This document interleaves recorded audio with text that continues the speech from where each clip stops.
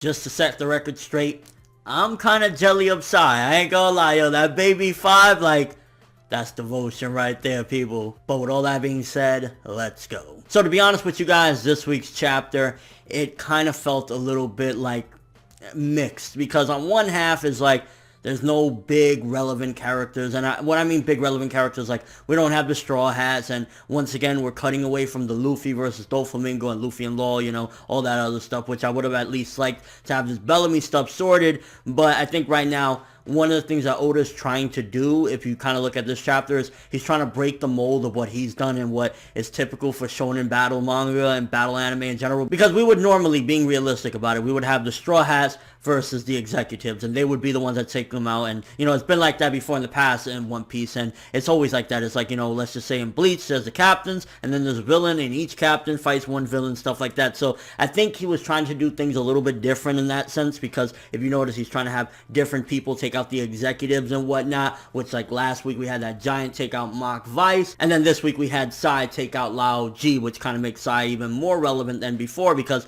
prior to this chapter, or these couple chapters, I would say, it's always just been like, oh, he's part of the Hoppo Navy, but Don Chinjao is that motherfucker. This week's chapter was like, yeah, I don't think ideally anybody really wants to focus on Psy from the Hoppo Navy, let alone, you know, like, him kind of coming up and being, you know, up the ranks and taking over the Hoppo Navy. So I could definitely understand if people didn't like this chapter. Personally, on enjoyment, I got a laugh here or there, but in all honesty, if it was just enjoyment alone, which of course that's not how I do my reviews, that's a small, tiny thing of it, but I wasn't really like that, you know, enthusiastic about this chapter. I wasn't really like, oh my gosh, because again, it was mainly like Psy from the Hoppo Navy, but there were some things in this chapter that I definitely felt had some decent things to it, and ultimately getting Baby Five's backstory, why she's like that. I love it when little quirks like that, like her desperation for somebody to need her, has some meaning to it, and it's not just like, oh, there's a quirk there, we won't know why she has that, but it's there. Getting a little bit of like her mother abandoning her there. Very small little thing of it, kind of showing what happened to her in the past to make her like that, but that's all it really takes to make a little quirk like that have deeper meaning to it, and I'm kind of glad we got that. So kind of gave a little bit more validity to Baby Five, and in all honesty, I don't know, Baby Five is fucking awesome. The way she's just like ready to kill herself, just if it shows that, like, you know, he needed her ultimately. So getting a little more into Baby Five backstory, that was cool. Psy coming up, to be honest with you, him pulling at the last second the power that basically is the same level of strength that Don Chinjao has with his head. Now he can crack continents as well, crack the ice continent to get the treasure and everything.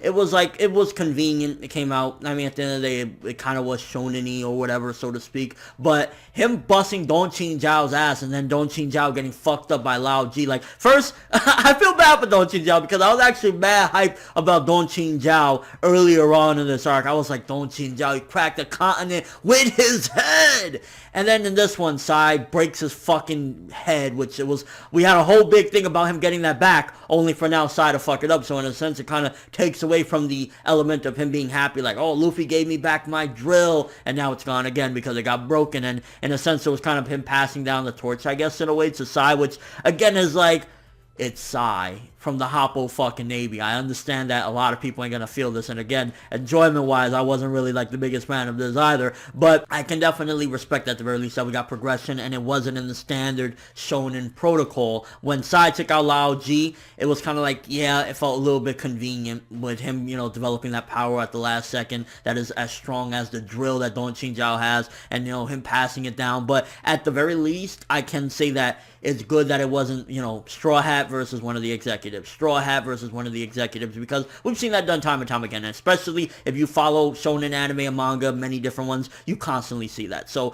at least it's something a little bit different, and we have progression. With all that being said, something different isn't always the best thing, because again, it's fucking Psy. I have to keep repeating that and uttering that, because it's like, yeah, although I'm glad that we have some romance going on at One Piece, and it's the worst pairing in the world. I never in a fucking million years would have dreamed of Psy from the Hoppo fucking Navy and Baby Five. Like, and I ain't gonna lie, I think Don Chinjao was more butthurt at the fact that Baby Five ain't want him. Just saying, like, if I Don Chinjao, I would have been like, get over here, she's mine! So some comedy, a little bit of backstory on Baby Five, and progression.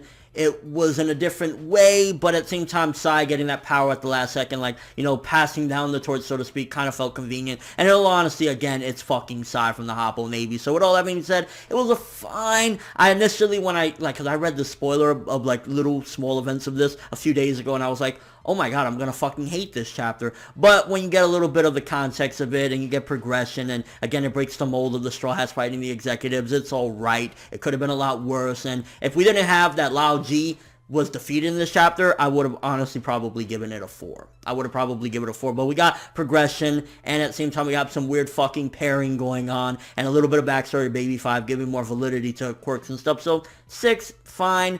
Looking forward to hopefully getting back to the Doflamingo stuff, but at the same time, Oda, while he's not doing what we exactly want, at the very least now he's starting to wrap the arc up. Again, we have Mach Vice out last week, Lao G this week, maybe next week we'll get another person out. Zoro better be the one to beat Pika though, I'm just saying, as much as this fight, oh my god, it's been going on so fucking long, it better be Zoro to take out that fucking crust fuck Pika. Let me know what you guys thought of this chapter. What do you think about the greatest pairing in all of anime and manga, Sai and Baby fucking 5? And do you think Don Chinjao was fronting? He was actually just jealous because he wanted some of that Baby 5 booty meat. Hey, I wrote us the chapter.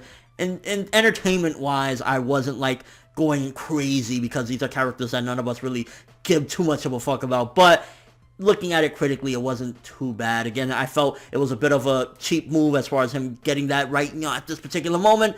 But yeah, that's my stance on it. And you know, also the chapter, but that's all I have for this review. Thanks for watching. Hope you enjoyed. If you liked anything I had to say or enjoyed the video, drop me a like. I'd greatly appreciate it. And if you haven't subscribed, if you do so as well, that'd be awesome. I'm ForneverWorld, and as always, people, have an awesome day.